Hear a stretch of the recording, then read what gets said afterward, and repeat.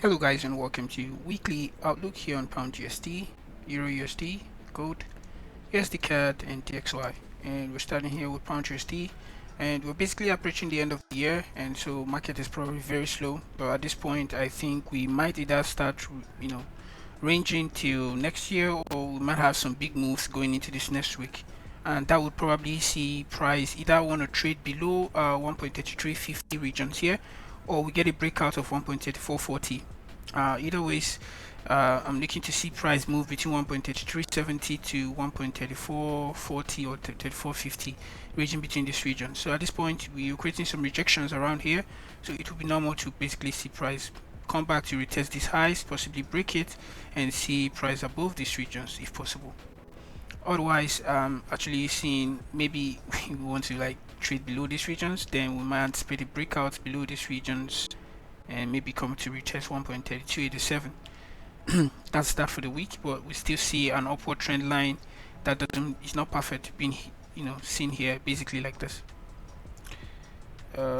It's not perfect, but I see an higher highs, higher low trend here. If it breaks, then we'll trend to the downside. Otherwise, we need to continue to the upside.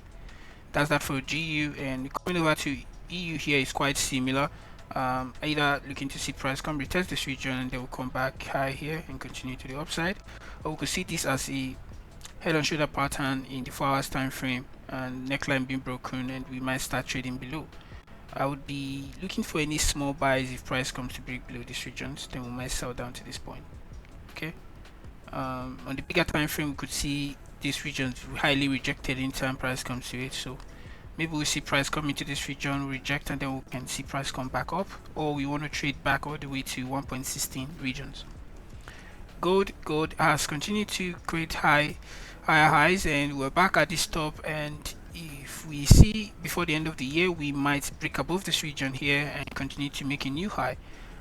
That's what I'm anticipating. Otherwise, we might also just want to pull back into these regions here one more time before continuing to the upside.